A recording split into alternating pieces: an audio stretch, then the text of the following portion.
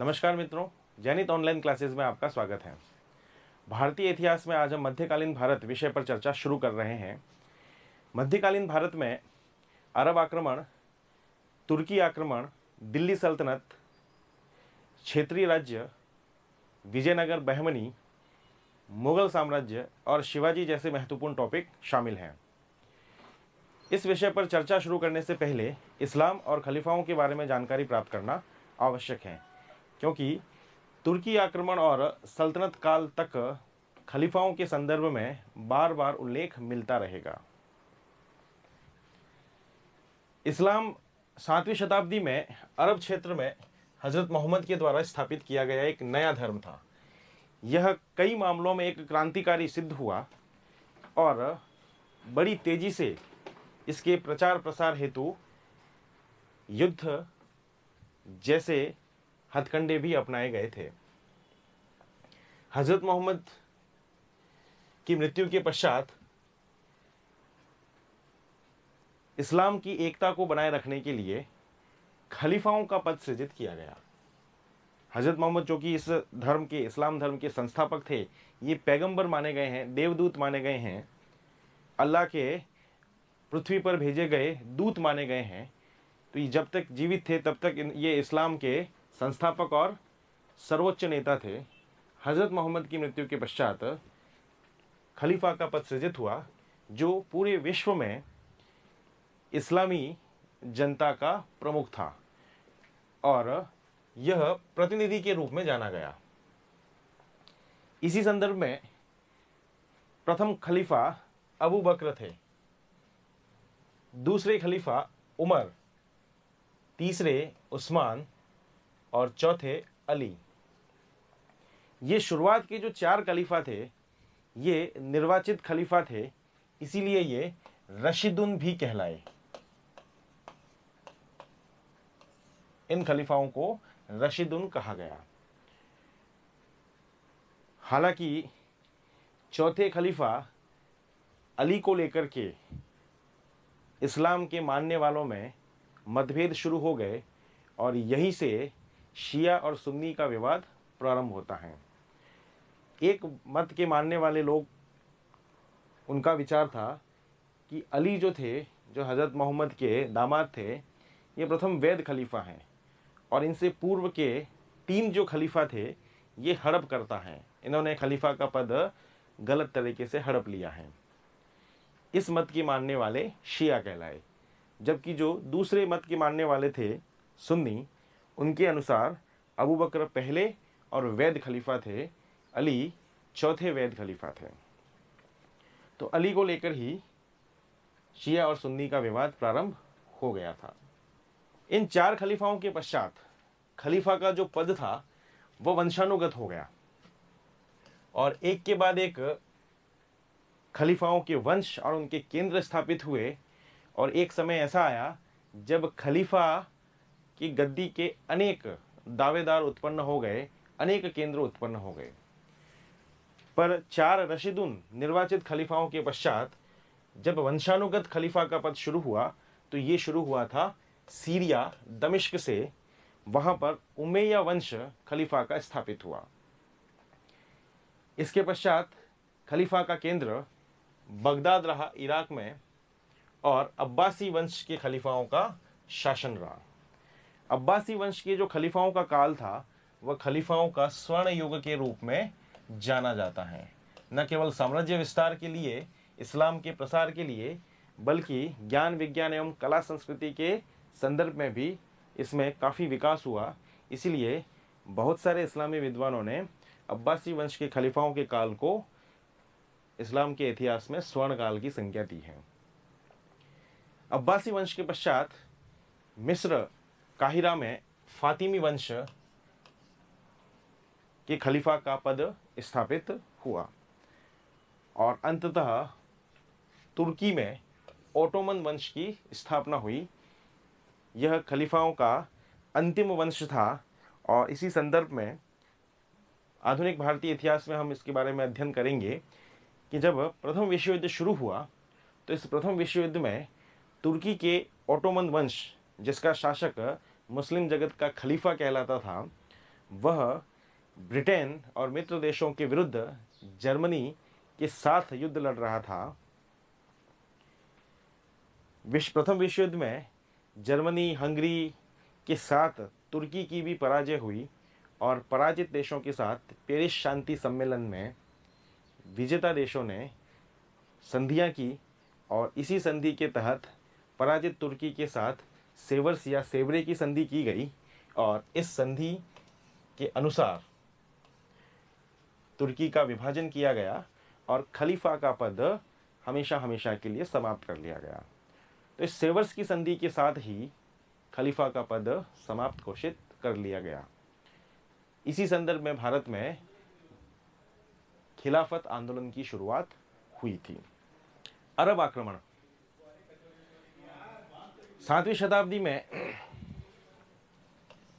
सिंध में सासी राय नामक एक शुद्ध शासक का शासन था। उसका एक ब्राह्मण मंत्री था चच। इसने शासक की हत्या करके नए वंश की स्थापना की और इसी चच का उत्तराधिकारी था दाहिर। दाहिर ब्राह्मण अनुयायी था। इसी दाहिर के समय में 1712 में अरब मुस्लिम सेनापति मोहम्मद बिन कासिम ने सिंध पर आक्रमण किया था और रावरा के युद्ध में दाहिर को पराजित कर सिंध पर कब्जा कर लिया था।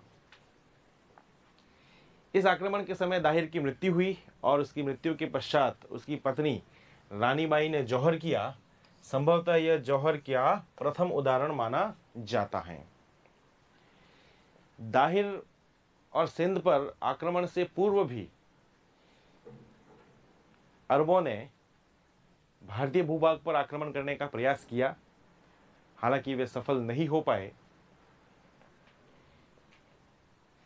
लेकिन मोहम्मद बिन कासिम प्रथम सफल मुस्लिम आक्रमणकारी था जो भारत में आक्रमण कर भारतीय भूभागों पर नियंत्रण स्थापित करने में कामयाब रहा।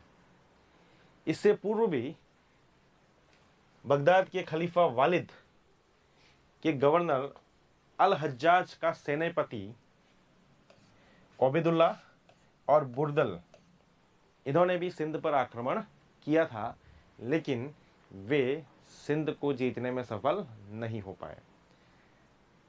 कासिम अल हज्जाज का तीसरा सेनापति था। वास्तव में अगर देखा जाए तो जब इस्लाम का उदय सिंध क्षेत्र में, अरब क्षेत्र में हुआ और इसके पश्चात जब खलीफाओं का शासनकाल आया, तो खलीफाओं के काल में अरब क्षेत्र से इस्लाम का प्रचार चारों दिशाओं में होना शुरू हुआ। तो अरब क्षेत्र से उत्तर की ओर भी इस्लाम के प्रसार हेतु सेनाएं भेजी गई, दक्षिण में अफ्रीका की ओर भी भेजी गई, पश्चिम में यूरोपीय देशों की ओर भी भेजी गई और पूर्व में भारतीय भूभाग की ओर भी सेनाएं भेजकर इस्लाम का प्रसार हेतु कार्य किया गया।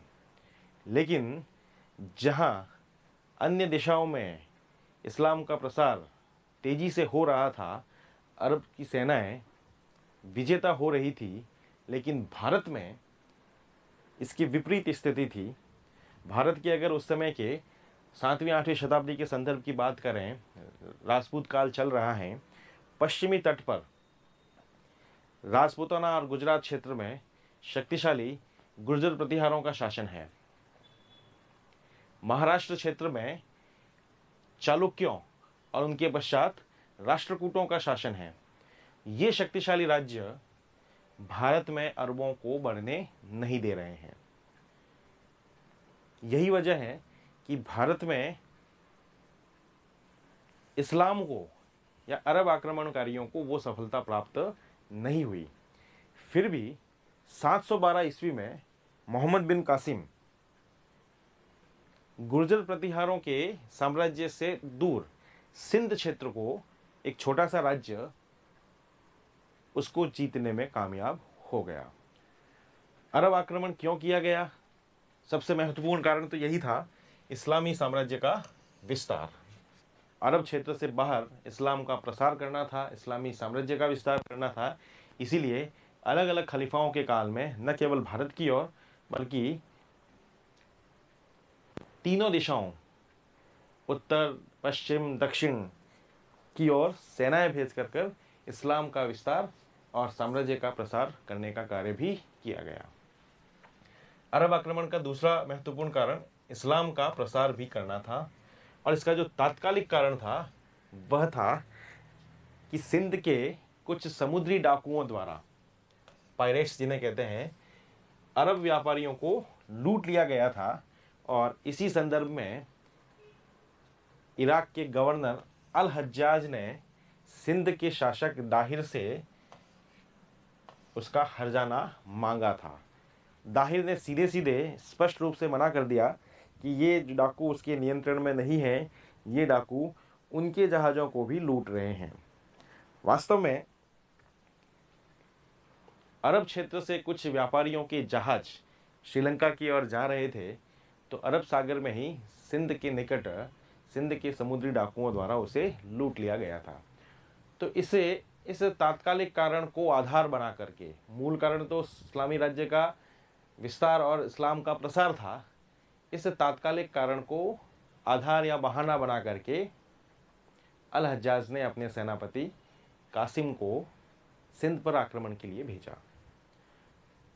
तो समुद्री डाकुओं की घटना एक तात्कालिक कारण के रूप में है। कासिम ने जब 712 ईस्वी में सिंध पर आक्रमण किया तो उसने सिंध की राजधानी आलोर पर भी आक्रमण किया। रावरा के युद्ध में दाहिर मारा गया, और उसके पश्चात उसने सिंध में स्थित ब्राह्मणाबाद, आलोर, सिक्का और मुल्तान जैसे महत्वपूर्ण क्षेत्रों को 713 ईस्वी तक जीत लिया। सिंध पर आक्रमण के दौरान दाहिर की मृत्यु हो चुकी थी। दाहिर की पत्नी रानी बाई ने जौहर कर लिया था, लेकिन दाहिर की दो पुत्रियां सूर्या और परिमला ये कासिम द्वारा पकड़ ली गई, लेकिन अपने पिता की हत्या का बदला कासिम से लेने के लिए इन्होंने खलीफा वालिद से कासिम द्वारा उनके साथ दुर्व्यवहार किए जाने और उन्हें अपवित्र करने की शिकायत की। खलीफा ने कासिम को इस आधार पर मृत्युदंड दे दिया। कालांतर में जब सूर्या और परिमला की इस योजना का पता लगा तो सूर्या और परिमला ने भी आत्महत्या कर ली। इसी अरब आक्रमण के समय कासिम के द्वारा जब सिंध को जीता गया तो यहाँ पर पहली बार भारत में अर्थात सिंध में जजिया कर लगाया गया था। जजिया कर, जैसा कि बहुत सारे ग्रंथों में विशेषकर गाइड में लिखा हुआ है कि यह धार्मिक कर है, वास्तव में इसके अगर विश्लेषण किया जाए इस कर के बारे में तो यह धार्मिक कर न होकर एक गैर धार्मिक कर है। वस्तुतः यह मुस्लिम शासक द्वारा अपनी गैर मुस्लिम जनता को संरक्षण देने के बदले वसूला जाता था, और जो गैर मुस्लिम जनता जजिया कर देती थी वह ऐसी जनता जिम्मी कहलाती थी।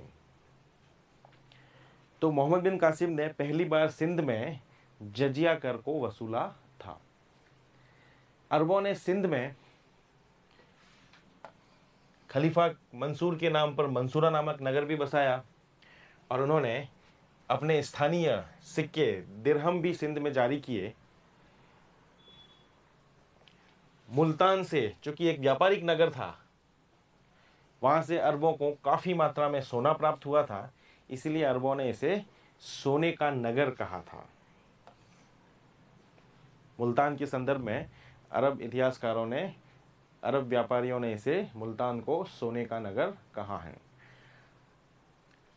इस संदर्भ में देखें तो अरब आक्रमण का सिंध पर विजय कर लेना भारत पर राजनीतिक प्रभाव बहुत सीमित दृष्टि से डालता है। वास्तव में ये एक छोटी सी घटना होकर रह गई, क्योंकि सिंध से आगे गुर्जर प्रतिहारों और राष्ट्रकूटों जैसे शक्तिशाली साम्राज्यों का शासन था। अरब उनसे आगे बढ़ नहीं पाए। तो भारत का एक छोटा सा भूभाग अरबों द्वारा जीत लिया गया, तो राजनीतिक दृष्टि से यह कोई महत्वपूर्ण घटना नहीं मानी जाती। लेकिन इस अरब आक्रमण का और सिंध विजय का सांस्कृतिक प्रभाव अधिक व्यापक है। अरब आक्रमण और सिंध विजय के साथ ही अरबी संस्कृति का भारतीय संस्कृति से संपर्क हुआ और अरबों ने विशेषकर भारतीय ज्ञान विज्ञान, गणित, ज्योतिष, दर्शन जैसे ग्रंथों का अरबी में अनुवाद किया और अपने ज्ञान में प्रसार किया। और यही फिर भारतीय ग्रंथ और ज्ञान अरबों से तुर्कों में और तुर्कों से यूरोप तक पहुंचा। और यूरोप में जो पुनर्जागरण जैसी घटना होती है, उसमें एक कारण के रूप में यह संपर्क उत्तरदायी रहा। अरबों ने भारतीय अंक पद्धति को भी अपनाया।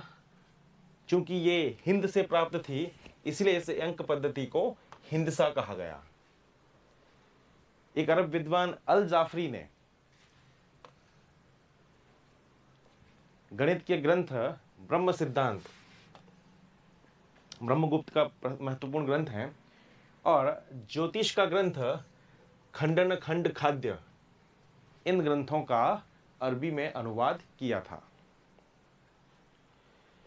इसी प्रकार अरबों के संपर्क से भारतीयों ने भी ऊंट पालन और खजूर की खेती जैसे व्यवसाय अपना लिए थे। तो सांस्कृतिक प्रभाव, ज्ञान का आदान प्रदान बड़ी मात्रा में हुआ। विशेषकर भारत से जो एक ज्ञान के क्षेत्र में एक महत्वपूर्ण स्थान रखता था, उस भारत के ज्योतिष, गणित, खगोल विद्या, दर्शन जैसे ज्ञान विज्ञान का प्रसार पश्चिमी देशों तक अरबों के माध्यम से फैला। तो सांस्कृतिक संबंध ज्यादा महत्वपूर्ण दिखाई देते हैं। राजनीतिक दृष्टि से सिंध विजय एक सीमित या छोटी सी घटना होकर रह जाती है। अरब आक्रमण की जानकारी के जो प्रमुख स्रोत हैं, उस स्रोत में अरबी भाषा में लिखा गया ग्रंथ चचनामा सबसे महत्वपूर्ण है। हालांकि इसका लेखक कौन है यह ज्ञात नहीं है। इसी ग्रंथ चचनामा का, जिसे फतहनामा भी कहा गया है, अरबी भाषा में था। इसका अनुवाद 13वीं सदी में मोहम्मद गोरी के समय उसके गुलाम नासिरुद्दीन कुबाचा के समय अल कूफी नामक एक विद्वान ने फारसी में किया था। अर्थात चचनामा जो ग्रंथ है, जो अरब आक्रमण का विवरण देता है, जिसे फतहनामा भी कहा गया, अरबी भाषा का ग्रंथ है। इसमें सिंध पर आक्रमण और उसकी विजय का उल्लेख मिलता है।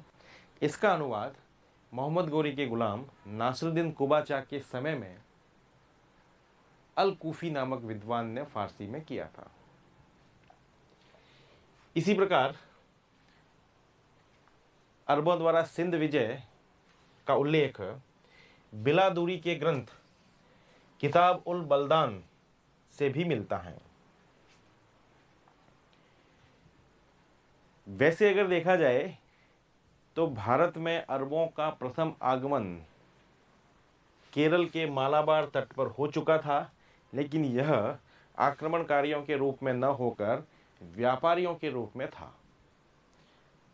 और वहाँ के स्थानीय शासक ने अरब व्यापारियों का स्वागत किया, उन्हें अपने क्षेत्र में बसने और अपने धर्म के अनुरूप इबादत करने की भी छूट प्रदान की थी।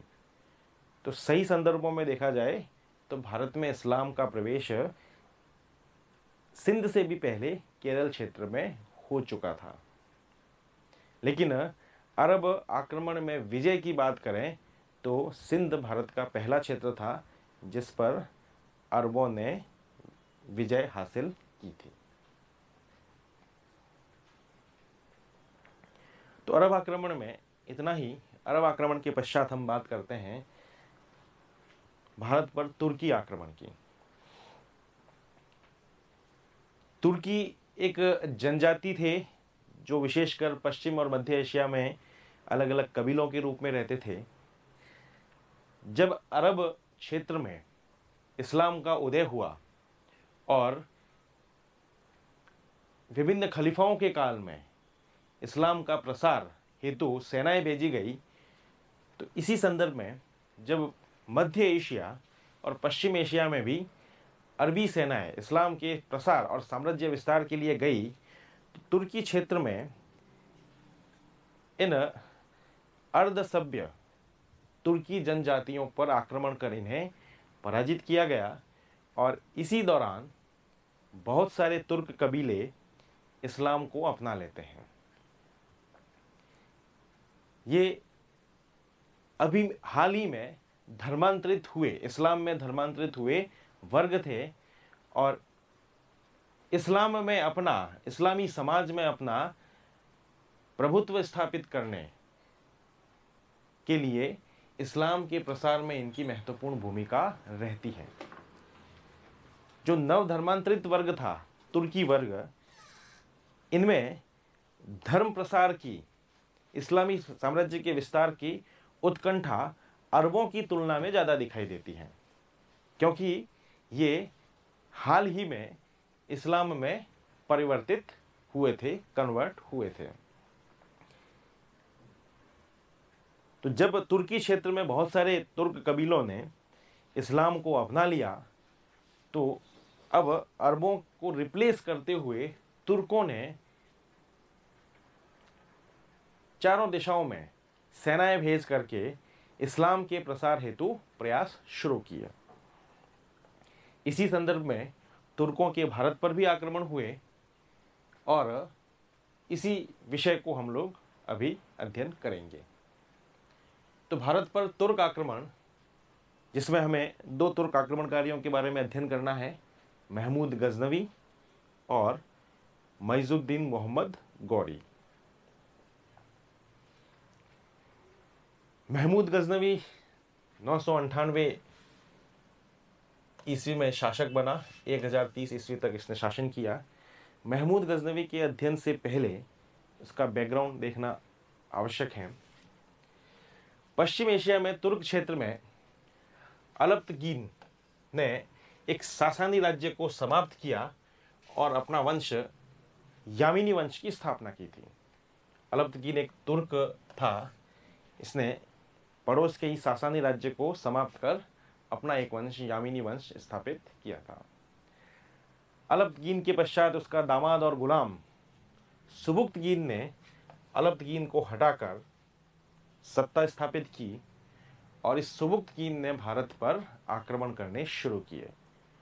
तो तुर्क आक्रमणकारियों में सुबुक्तगीन पहला तुर्क आक्रमणकारी है जो भारत पर आक्रमण करता है, और चूंकि इसका निकटस्थ भारतीय भूभाग था हिंदू कुश क्षेत्र में स्थित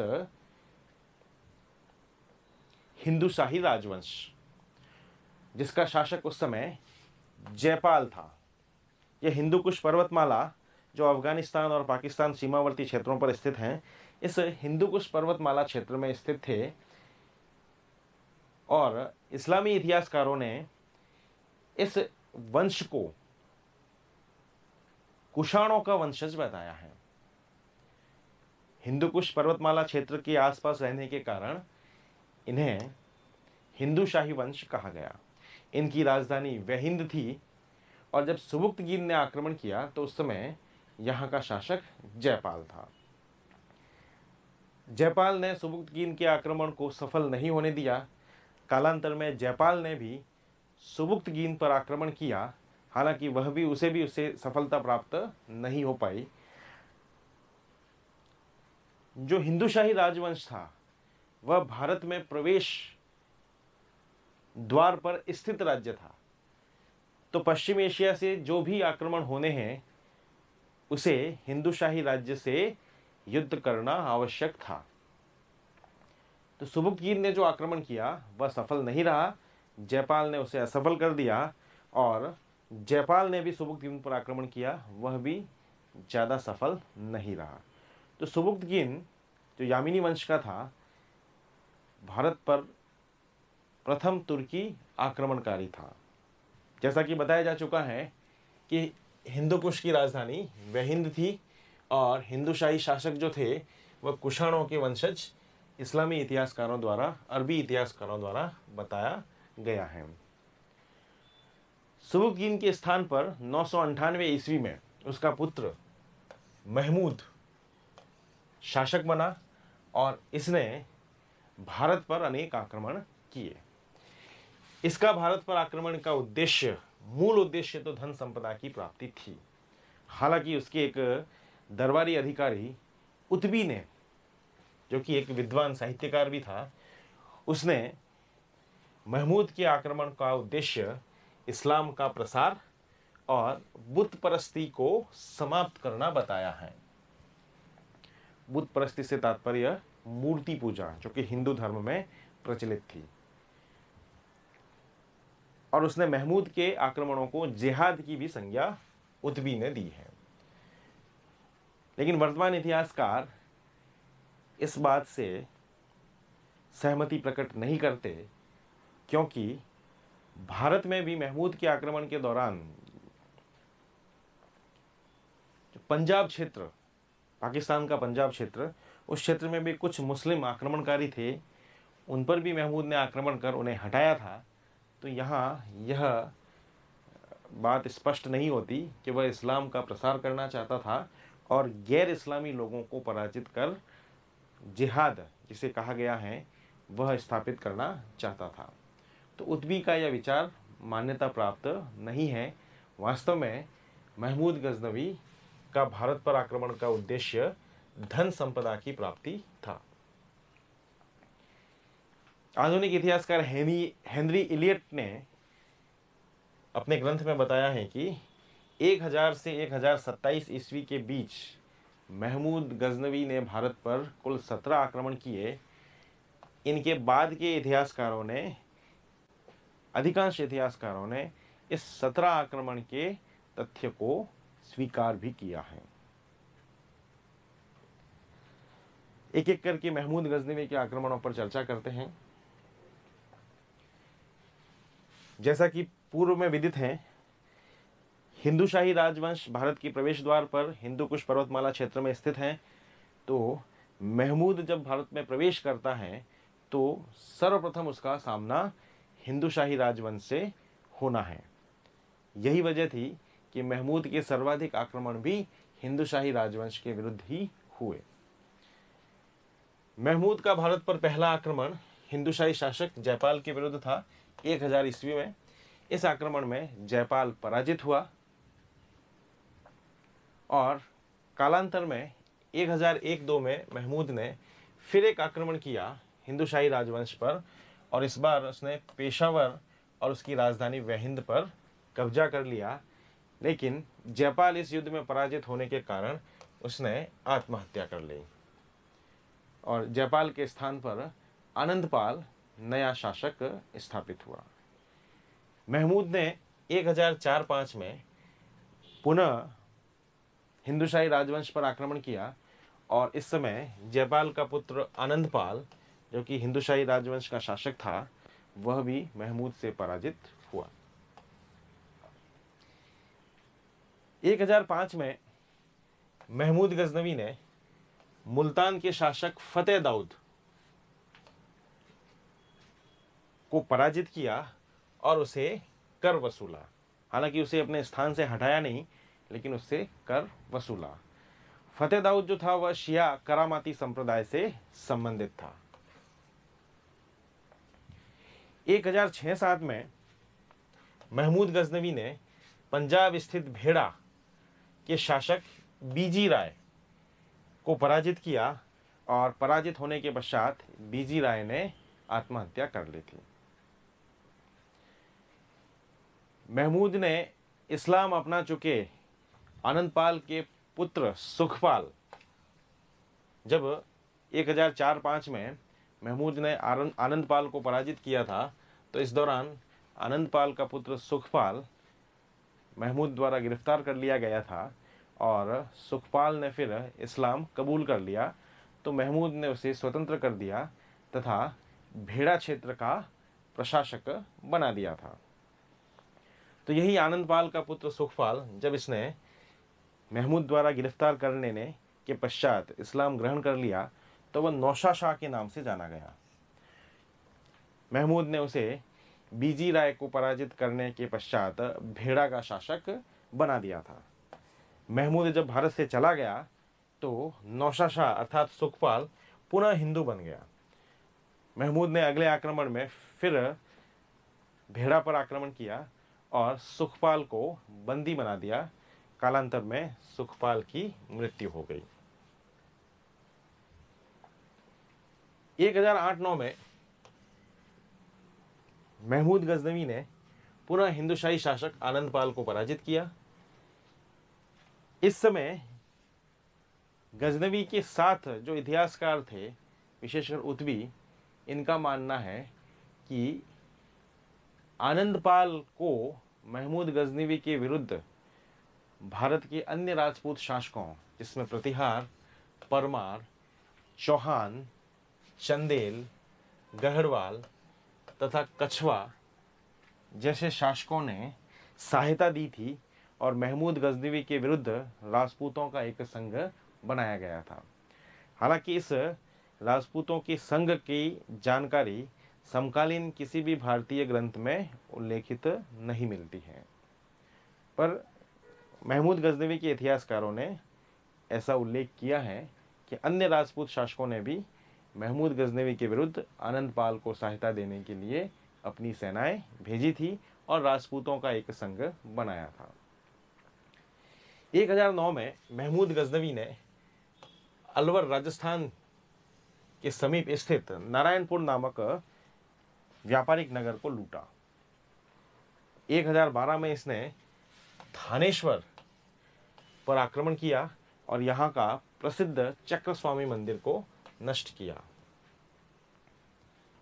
1018 ईस्वी में महमूद गजनवी ने दिल्ली के समीप बरन, जहाँ का शासक कुलचंद था, उसको पराजित किया और बरन को जीता। और आगे बढ़ते हुए उसने मथुरा के मंदिरों को लूटा और यहाँ से बड़ी मात्रा में सोना वगैरह प्राप्त किया था। इसी 1018 के दौरान गंगा घाटी तक बढ़ते हुए महमूद गजनवी ने कन्नौज पर भी आक्रमण किया। इस समय कन्नौज पर प्रतिहार वंश के एक कमजोर शासक राज्यपाल का शासन था। जब महमूद गजनवी का आक्रमण हुआ तो राज्यपाल अपनी राजधानी कन्नौज छोड़कर भाग गया। महमूद की सेना ने कन्नौज पर अधिकार कर उसे जमकर लूटा था। राज्यपाल द्वारा राजधानी छोड़कर भागने की वजह से ही चंदेल शासक विद्याधर ने राज्यपाल से नाराज होकर उसकी हत्या कर दी थी। 1022-23 में महमूद गजनवी ने कालिंजर पर आक्रमण किया। यहां कालिंजर का शासक विद्याधर था, चंदेल शासक विद्याधर। यह भी एक शक्तिशाली शासक था। कुछ ग्रंथों में ऐसा वर्णन मिलता है कि विद्याधर और महमूद गजनवी के बीच बराबरी पर मामला छूटा। अंततः विद्याधर और महमूद गजनवी में संधि हुई और इस संधि के पश्चात महमूद गजनवी लौट गया। कुछ इतिहासकार ऐसा वर्णन करते हैं कि महमूद गजनवी ने कालिंजर पर आक्रमण कर चंदेल शासक विद्याधर को पराजित किया था। 1025 में महमूद गजनवी ने गुजरात स्थित प्रसिद्ध सोमनाथ मंदिर पर आक्रमण किया था, जो भगवान शिव के 12 ज्योतिर्लिंगों में से एक प्रमुख ज्योतिर्लिंग है। इस समय गुजरात का शासक भीम प्रथम था और इस मंदिर को नष्ट करने के पश्चात महमूद गजनवी को यहाँ से बड़ी मात्रा में सोने की प्राप्ति हुई थी। जब सोमनाथ मंदिर से प्राप्त सोने को लूट करके महमूद गजनवी की सेनाएं पंजाब से होती हुए निकल रही थी, इस दौरान पंजाब में स्थित स्थानीय जाटों ने महमूद गजनवी की जाती हुई सेनाओं पर आक्रमण किया और उन्हें लूटने का प्रयास किया, जिसमें काफ़ी हद तक वो सफल भी रहे। इससे नाराज होकर 1027 ईस्वी में महमूद गजनवी ने पंजाब के जाटों के विरुद्ध आक्रमण किया। यह उसका भारत पर अंतिम आक्रमण माना जाता है। महमूद गजनवी ने जाटों को नियंत्रित करने का प्रयास भी किया और इसके पश्चात जब वो वापस लौटा तो 1030 ईस्वी में महमूद की मृत्यु हो गई थी। इस प्रकार 1000 से 1027 ईस्वी तक महमूद ने भारत पर अनेक आक्रमण किए। हेनरी एलियट और अन्य कुछ इतिहासकारों के अनुसार इनकी संख्या 17 थी, पर मूलतः महमूद गजनवी ने धन प्राप्ति के उद्देश्य से ये जो आक्रमण किए थे, इसलिए ज़्यादातर उसके आक्रमण का केंद्र मंदिर, जो उस समय धन संपदाओं का केंद्र बने हुए हैं, और व्यापारिक नगर ही रहे थे। महमूद गजनवी मुस्लिम जगत का पहला सुल्तान माना जाता है। खलीफा द्वारा इसे सुल्तान की उपाधि दी गई थी। सुल्तान का कंसेप्ट समझना आवश्यक है, क्योंकि कालांतर में जब भारत में मुगल वंश की स्थापना हुई तो मुगल शासकों ने सुल्तान की बजाय बादशाह या पातशाह की उपाधि ली। वास्तव में जब खलीफाओं द्वारा इस्लामी साम्राज्य का विस्तार किया गया और एक बड़ा भूभाग खलीफाओं के अधीन इस्लामी साम्राज्य का अंग बन गया, तो इतने बड़े भूभाग का व्यवहारिक रूप से और वास्तविक रूप से प्रशासनिक नियंत्रण बनाए रखना खलीफा के लिए संभव नहीं था। दूरस्थ क्षेत्रों का प्रशासन खलीफा द्वारा सही तरीके से चलाने में कठिनाई महसूस हो रही थी। अतः सुचारू प्रशासन चलाने के लिए खलीफा ने अपने सेनापतियों को, जिन्होंने इन क्षेत्रों को जीता था, उन सेनापतियों को सुल्तान की पदवी दी और उन जीते हुए क्षेत्रों का वास्तविक शासक घोषित कर दिया। लेकिन औपचारिक रूप से ये शासक, जो सुल्तान कहलाए, खलीफा की प्रभुता के अधीन थे, लेकिन वास्तविक रूप से उस क्षेत्र के शासक वो सुल्तान थे। ये सुल्तान अपने पद की स्वीकृति के लिए खलीफा से खिल्लत प्राप्त करते थे और अपने द्वारा जारी सिक्कों पर खलीफा का नाम और शुक्रवारी नमाज के दौरान खुतबे में खलीफा का नाम की घोषणा करवाते थे। तो औपचारिक रूप से ये सुल्तान खलीफा के अधीन माने जाते थे। जैसे सुल्तान परिवर्तित होता था, उसे समकालीन खलीफा से अपने पद की वैधता के लिए स्वीकृति प्राप्त करनी होती थी, जिसे खिल्लत कहते थे। इसके लिए सुल्तान अपने नाम के साथ साथ खलीफा को भेंट, उपहार भेजता था और बदले में खलीफा स्वीकृति आदेश और विशेष प्रकार के वस्त्र, जिसे खिल्लत कहा गया है, वह सुल्तान को प्रेषित करता था। खलीफा से ये जो स्वीकृति प्राप्त होना, यह सुल्तानों के लिए इसलिए आवश्यक था क्योंकि इसके माध्यम से सुल्तानों को वैधता प्राप्त होती थी और उसकी मुस्लिम जनता द्वारा उसे स्वीकार कराया जाता था। और खलीफा के लिए भी यह पद्धति सही थी, कारण कि व्यावहारिक रूप से शासन सुल्तानों द्वारा चलाया जा रहा है और नियंत्रण भी सही तरीके से किया जा रहा है, और एक दूरस्थ क्षेत्र में खलीफा के नाम के सिक्के ढाले जा रहे हैं। खलीफा की नाम मात्रा ही सही, लेकिन प्रभुता स्थापित है। सुल्तान द्वारा शुक्रवार के दिन नमाज में, खुतबे में उस खलीफा का नाम भी उच्चारित करवाया जाता था। तो ऐसे शासक, जो अपने क्षेत्र के वास्तविक शासक तो थे, लेकिन नाम मात्र के ही सही, औपचारिक रूप से ही सही, वे खलीफा की स्वीकृति के अधीन थे, ऐसे शासक सुल्तान कहलाए। और इसी संदर्भ में महमूद गजनवी पहला सुल्तान है। तो यहाँ जो सुल्तान है वह औपचारिक रूप से खलीफा के अधीन है, क्योंकि उसे अपने सुल्तान पद की वैधता के लिए खलीफा से स्वीकृति प्राप्त करनी होती है, जबकि अपने क्षेत्र में वास्तविक रूप से वह एक स्वतंत्र शासक था। महमूद गजनवी ने खलीफा अल कादिर बिल्ला, अब्बासी वंश का खलीफा था अल कादिर बिल्ला, उससे यामीनुद्दौला तथा अमीनुल मिल्ला जैसी उपाधियां प्राप्त की थी। यामीनुद्दौला का तात्पर्य है साम्राज्य का संरक्षक और अमीनुल मिल्ला का तात्पर्य है इस्लाम का रक्षक। महमूद गजनवी ने अपने आक्रमण के दौरान मंदिरों और मूर्तियों को तोड़ा और स्वयं को बुत शिकन, मूर्ति भंजक, मूर्ति तोड़ने वाला कहा था। उसके समय फारसी संस्कृति का काफी विकास हुआ।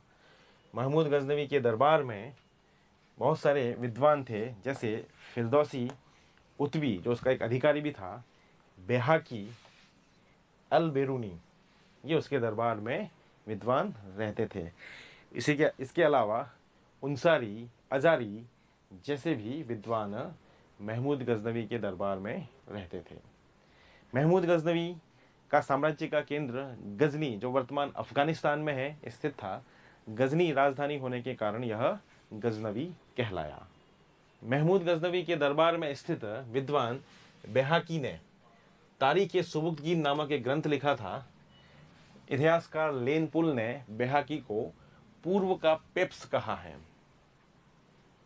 इसी प्रकार एक अन्य विद्वान फिरदौसी ने शाहनामा नामक एक रचना की थी। इस रचना के संदर्भ में एक किंवदंती है कि महमूद गजनवी के साथ फिरदौसी के संबंध बिगड़ गए। महमूद गजनवी ने पूर्व में, शाहनामा की रचना से पूर्व, महमूद गजनवी ने फिरदौसी को 1 लाख सोने के सिक्के देने का वादा किया था। ग्रंथ की रचना होने के पश्चात महमूद गजनवी ने सोने की बजाय उसे चांदी के सिक्के दिए।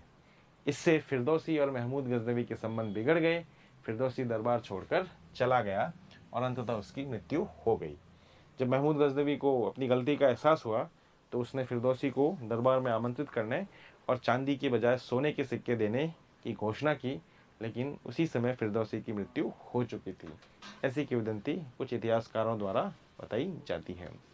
लेनपुल ने फिरदौसी को पूर्व का होमर कहा है। फिरदौसी पहला ऐसा विद्वान है जो अपने ग्रंथ में फारसी शब्दों का भी प्रयोग करता है। इसी प्रकार उतबी, यह महमूद गजनवी का अधिकारी भी था। इसका एक प्रमुख ग्रंथ है तारीख-ए-यामीनी, जिसे किताबुल यामीनी भी कहते हैं। इसकी रचना अरबी भाषा में की गई थी। उतबी कभी भी भारत नहीं आया, लेकिन इसने अपने ग्रंथ में भारत के क्षेत्रों का वर्णन दिया है। उतबी ने अपने ग्रंथ में उल्लेख किया है कि मथुरा जो है वह स्वर्ग के उद्यान के समान सुंदर शहर है। मथुरा को हिंदुओं का बेथलेहम भी कहा गया है। इसी प्रकार एक महत्वपूर्ण विद्वान अल बेरूनी 1018-19 में महमूद गजनवी की सेना के साथ यह भारत आया था, लेकिन भारत आने के पश्चात यह भारत में स्वतंत्र रूप से विचरण करता है। अलग अलग जगहों पर घूमते हुए अल बेरूनी ने भारत में वाराणसी, कन्नौज आदि क्षेत्रों की यात्राएं की और वहां उसने संस्कृत भी सीखी और बहुत सारे ग्रंथों का, संस्कृत के ग्रंथों का, भारतीय ग्रंथों का अध्ययन भी किया। अध्ययन करने के पश्चात अल बेरूनी ने 11वीं सदी के भारत की सामाजिक, राजनीतिक और सांस्कृतिक क्षेत्र की जानकारी अपने द्वारा लिखित एक ग्रंथ तहकीक-ए-हिंद या किताब-उल-हिंद में दिया है। यह ग्रंथ अरबी भाषा में लिखा गया था, जिसका आगे अंग्रेजी में अनुवाद E.C. सचौ नामक विद्वान ने किया था। अल बेरूनी ने कुछ अन्य ग्रंथ भी लिखे। किताबुल हिंद के अलावा एक खनिज शास्त्र पर था जवाहिर फिल जवाहिर और एक खगोल शास्त्र पर था कानून-ए-मसौदी। वास्तव में अल बेरूनी पहला मुस्लिम भारतविद था जिसने भारत के संदर्भ में व्यापक ज्ञान प्राप्त किया था। उसने भारतीय ज्ञान, विज्ञान, खगोल और ज्योतिष से प्रभावित होकर उसे सीखने का प्रयास किया। खगोल और ज्योतिष विशेष रूप से उसने सीखा भी था और इसीलिए उसको अरबी इतिहासकार मुन्नजिम कहते हैं। खगोल और ज्योतिष का विद्वान होने के कारण अल बेरूनी को मुन्नजिम भी कहा गया है और यह प्रथम मुस्लिम भारतविद के रूप में जाना जाता है। अल बेरूनी ने जो अपने ग्रंथ किताबुल हिंद लिखा है उसमें भारत के बारे में कुछ महत्वपूर्ण बातें लिखी हैं। 11वीं शताब्दी के भारतीय समाज, संस्कृति, राजनीति के अध्ययन का एक महत्वपूर्ण ग्रंथ है किताबुल हिंद। उसमें से महत्वपूर्ण बातों के बारे में हम अध्ययन करते हैं। अल बेरूनी ने भारतीय समाज में बहुदेववाद, एकेश्वरवाद, मूर्ति पूजा, तीर्थ यात्रा जैसी धार्मिक तत्वों का प्रचलन स्वीकार किया है। अल बेरूनी के अनुसार भारत के लोग धर्म में आस्था रखते हैं, लेकिन उनमें मुसलमानों की तरह धार्मिक उत्साह नहीं है। अल बेरूनी अपने ग्रंथ किताबुल हिंद में लिखता है कि भारतीय समाज में बहुविवाह, सती प्रथा, वर्ण व्यवस्था, जाति भेद, छुआछूत प्रथा, पर्दा प्रथा, कन्या भ्रूण हत्या, बाल विवाह जैसी कुरीतियों का प्रचलन था। इसके अलावा अल बेरूनी तलाक प्रथा, विधवा पुनर्विवाह का अपने ग्रंथ में वर्णन नहीं करता है। अल बेरूनी हालांकि राजपूत काल में भारत में आता है, लेकिन वह अपने ग्रंथ में कहीं भी राजपूत शब्द का उल्लेख नहीं करता है। उसने राजपूत जाति का उल्लेख भी नहीं किया है और न ही उसने महमूद गजनवी के अभियानों का वर्णन भी किया है। वह महमूद के से स्वतंत्र रह करके विचरण करता है और भारत के संदर्भ में अपनी जानकारी का उल्लेख करता है। अल बेरूनी ने अपने ग्रंथ में वर्णन किया है कि वर्ण व्यवस्था में ब्राह्मण सबसे श्रेष्ठ हैं, समाज पर उनका प्रभुत्व है। जैसा कि उस समय का समाज था, कुछ ब्राह्मण वास्तव में ज्ञानी थे, लेकिन अल बेरूनी के अनुसार अधिकांश ब्राह्मण शिक्षक ना होते हुए भी अपने ज्ञान को सर्वश्रेष्ठ मानते थे। वे केवल अपने ही ज्ञान को सर्वश्रेष्ठ मानते थे, दूसरों के ज्ञान को हीन मानते थे। उनमें कूपमंडूकता की भावना थी। इसीलिए अल बेरूनी कहता है कि भारतीयों के ज्ञान को वह कूपमंडूकता की संज्ञा देता है। अल बेरूनी उल्लेख करता है कि समाज में वैश्यों और शूद्रों की स्थिति लगभग एक जैसी थी। दोनों को ही वेद पाठ करने, यज्ञ करने का अधिकार नहीं था। अल बेरूनी के अनुसार समाज में सबसे निम्न स्तर पर चांडाल नामक जाति थी। यह गांव के बाहर रहती थी और छुआछूत की प्रथा इसके साथ संपादित की जाती थी। जब यह गांव में प्रवेश करता था तो प्रवेश के समय यह लकड़ी पीटते हुए आता था और ब्राह्मण वर्ण या उच्च वर्ण इसकी परछाई से भी बचकर रहते थे। अल बेरूनी के अनुसार चारों वर्णों में बहुविवाह का प्रचलन था, पर मूलतः उच्च वर्ण ब्राह्मण और क्षत्रिय ही बहुविवाह करते थे। तो अल बेरूनी ने अपने ग्रंथ किताबुल हिंद में जो भारत के संदर्भ में वर्णन दिया है, विशेषकर समाज, राजनीति और संस्कृति के बारे में, वो 11वीं शताब्दी के भारतीय इतिहास के अध्ययन के लिए महत्वपूर्ण तथ्य हैं। कालांतर के इतिहासकारों ने भी इस विवरण को अपने लेखन का आधार बनाया है। अल बेरूनी ने प्राचीन भारतीय ज्ञान विज्ञान की प्रशंसा की है। उसने अपने ग्रंथ में आर्यभट्ट, ब्रह्मगुप्त, भास्कराचार्य और वराहमिहिर जैसे विद्वानों का, गणितज्ञों का भी उल्लेख किया है। उसने उल्लेख किया है कि अरबों ने बीजगणित, ज्योतिष, अंकगणित आदि ज्ञान विज्ञान भारतीयों से सीखे थे। अल बेरूनी के ग्रंथ किताबुल हिंद में समकालीन ज्ञान विज्ञान की आलोचना की गई है, क्योंकि उसका मानना है कि 11वीं शताब्दी में जो भारतीय ज्ञान विज्ञान है वह वैज्ञानिक तथ्यों पर आधारित न होकर धार्मिक आस्था पर आधारित है। अल बेरूनी के अनुसार भारतीयों में धातु प्रौद्योगिकी और कलात्मक विविधता का भी अभाव दिखाई देता है।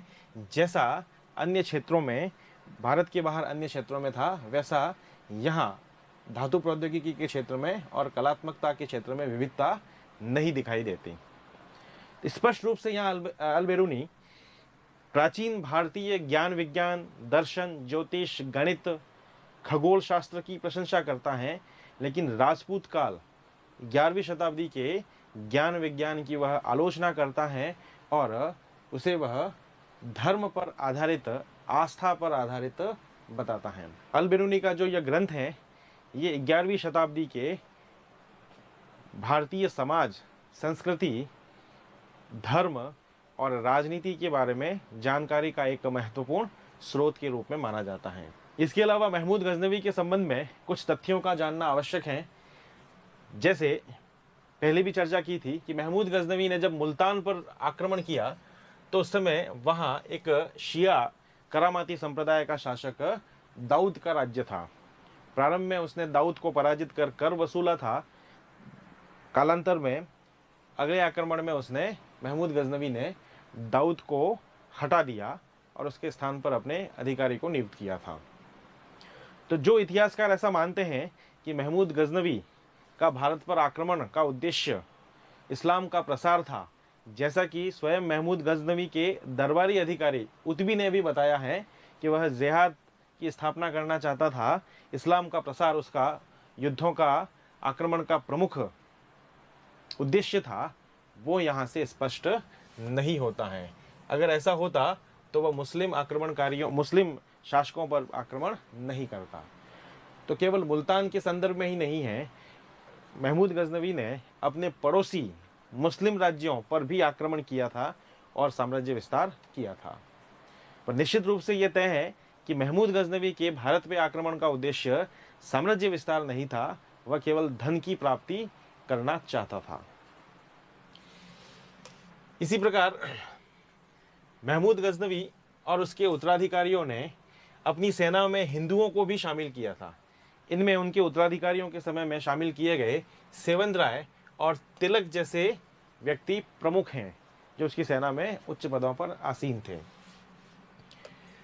तुर्कों द्वारा एक विशेष प्रकार का धनुष भी काम लिया जाता था, जिसे नावक कहते थे, और तुर्की सेना के अंतर्गत धनुर्धारी दो प्रकार के होते थे, एक पैदल धनुर्धारी और दूसरे जो ज़्यादा महत्वपूर्ण थे, घुड़सवार धनुर्धारी, जो बड़ी तेजी के साथ घोड़ों के माध्यम से आगे बढ़ते और अपने धनुष और तीर कमान के माध्यम से आक्रमण करते थे।